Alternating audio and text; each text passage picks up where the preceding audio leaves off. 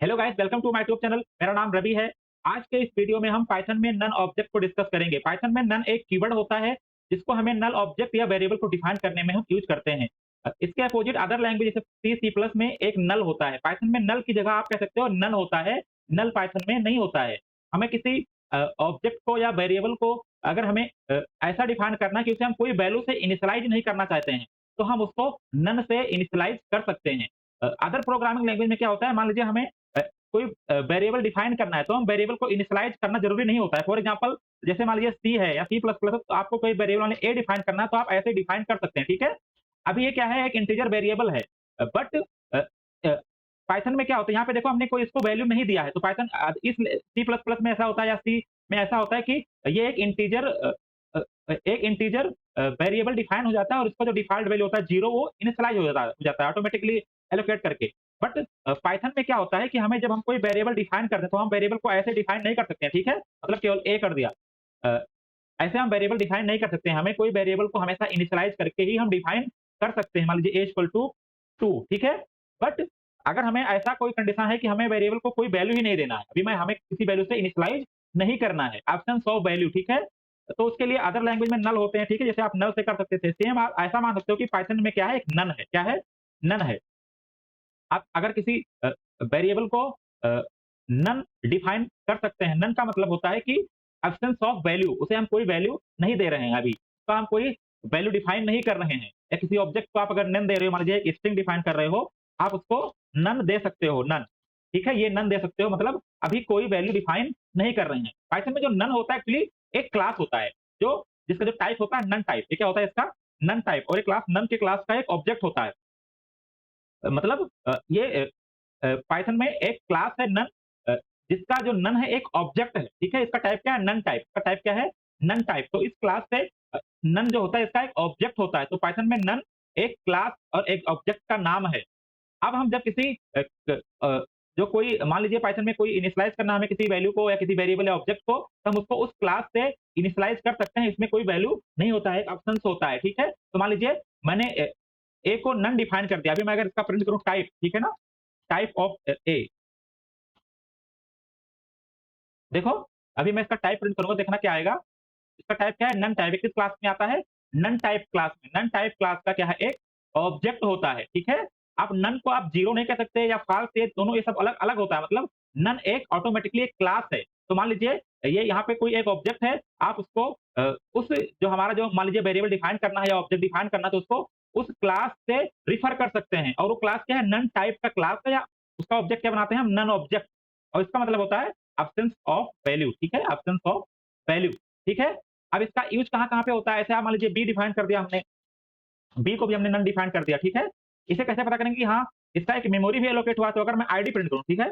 ID print करूँ किसका? ए का, ठीक है? देखो आईडी सॉरी आईडी यहाँ पे आएगा ना, आईडी। देखो ये आईडी इसका एक मेमोरी एलोकेट हुआ, मतलब एक ऑब्जेक्ट है, ऑटोमेटिकली लिखा ना कि एक ऑब्जेक्ट है। बट अगर मैं दोनों का यहाँ पे ए और बी दोनों का प्रिंट करता हूँ अभी आईडी, आईडी ऑफ बी, देखना दोनों का सेम आएगा। दोनों अलग-अलग ऑब्जेक्ट हैं, बट क्या है दोनों का आईडी सेम है। मान लीजिए यहाँ पे मैं एसटीआर भी डिफाइन करता हूँ, इसे भी मैं नन देता हूँ। अगर इसका भी मैं आईडी प्रिंट करूँगा, तो देखना इसका भी क्या आएगा? नन आएगा, ठीक है? मतलब सेम आएगा, तीनों का क्या आ रहा है? सेम आ रहा है। इससे ये पता चलता है कि जो नन होता है एक सिंगलटन ऑब्जेक्ट होता है। सिंगलटन मतलब पूरे सिस्टम के अंदर मतलब पूरे प्रोसेस के अ, दौरान एक ही ऑब्जेक्ट प्रेजेंट होता है। और ये सारे जितने भी रेफरेंस हैं, डिफरेंट रेफरेंस हैं, ए, बी या एसटीआर, उस सेम ऑब्जेक्ट को क्या कर रहे हैं? पॉइंट कर रहे हैं। मतलब जो नन ऑब्जेक्ट है क्या है? सिंगुलर है। मेमोरी को ऑप्टिमाइज़ करने के लिए एक सिंगलटन ऑब्जेक्ट है। और इसका मतलब होता है कि इन तीनों के पास कोई वैल्यू नहीं है, इन तीनों के पास कोई वैल्यू नहीं है। जब आपको इनिशियलाइज़ करना है नन से, तो आप इस नन के लिए एक सिंगलटन क्लास है, इसका एक सिंगलटन ऑब्जेक्ट बन जाता है, मतलब एक सिंगल इंस्टेंस प्रेजेंट होता है पूरे मतलब सिस्टम में, ठीक है? और सारे जितने भी हम रेफरेंस वेरिएबल हमारे हैं, उसी को पॉइंट करते हैं। तो आपको ध्यान देना है कि नन क्या होता है? सिंगलटन ऑब्जेक्ट होता है, ठीक है? सिंगलटन मतलब single instance of the class. क्योंकि अगर डिफरेंट क्योंकि नन का मतलब ये है कि none of presence absence of value. अब हमें अगर 3 ऑब्जेक्ट अलग-अलग हो, तो 3 जगह मेमोरी मेमोरी यूज़ होता है, तो मेमोरी क्या होता है? वेस्ट होता है। मेमोरी को ऑप्टिमाइज़ करने के लिए इसको एक सिंगलटन बना दिया गया है। सिंगलटन को यूज़ करते हैं मेमोरी को ऑप्टिमाइज़ करने के लिए। ऐसे जितने भी हमारे लो रेंज के नंबर्स होते हैं, फॉर एग्ज़ाम्पल -5 टू 56, मतलब उसको भी पाइथन क्या करता है, ऑटोमैटिकली सिंगलटन की तरह स्टोर करके रखता है, और जब हम उसको इनिशियलाइज़ करते हैं किसी वेरिएबल से, तो ऑटोमैटिकली सेम ऑब्जेक्ट को रिफर करता है मल्टीपल रेफरेंस वेरिएबल। यहाँ पे भी ये क्या हो रहा है, देखो प्रिंट हो रहा है तीनों का सेम एड्रेस, मतलब एक ही ऑब्जेक्ट है, 3 वेरिएबल अलग लोग उसको पॉइंट कर रहे हैं, ठीक है? तो ये हो गया हमारा नन कैसे स्टोर होता है, ठीक है? उसके बाद अगर आप देखो कि नन होता है, अगर मैंने एक स्ट्रिंग डिफाइन किया ए इक्वल टू नन, और एक डिफाइन किया एम्प्टी स्ट्रिंग, ठीक है? ये दोनों अलग-अलग हैं। एम्प्टी स्ट्रिंग मतलब एक स्ट्रिंग डिफाइन हो गया, अभी उसकी कोई एक मतलब वहाँ पे ये ऑटोमैटिकली एक ऑब्जेक्ट बन गया है, स्ट्रिंग ऑब्जेक्ट है ये। तो मैं अगर यहाँ प्रिंट करूँ none equal to null null string, मतलब एम्प्टी स्ट्रिंग, देखो ये फॉल्स आएगा।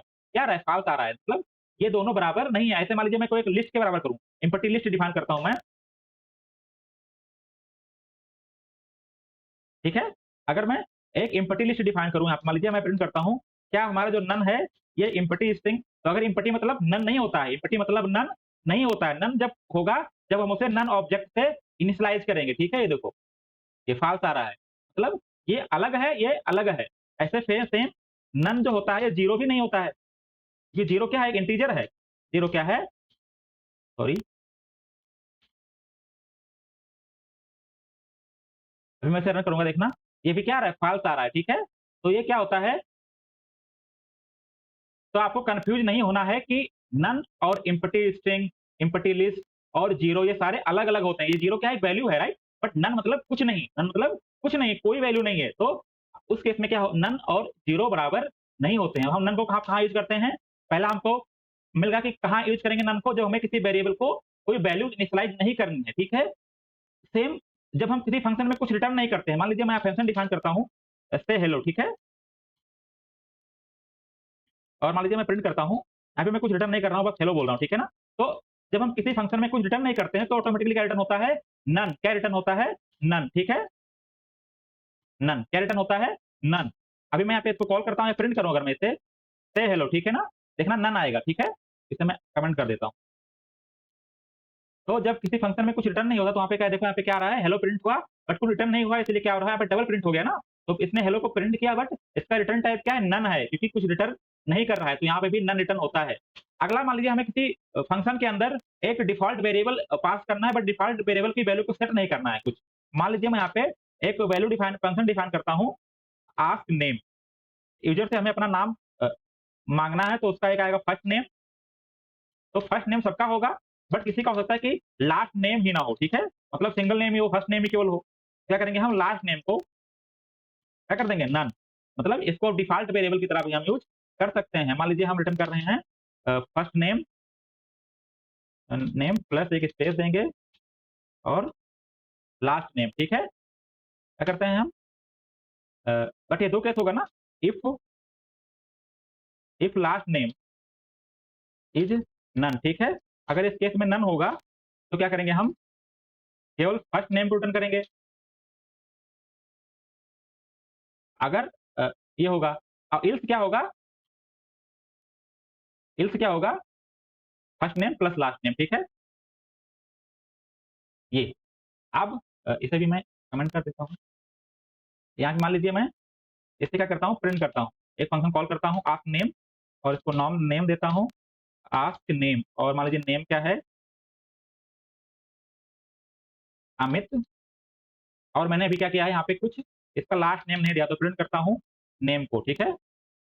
तो देखो अमित प्रिंट हो, बट अगर मैं यहाँ पे लास्ट नेम भी दे दूँगा, मान लीजिए यहाँ पे अमित के बाद मान लीजिए मैं देता हूँ क्या, तिवारी,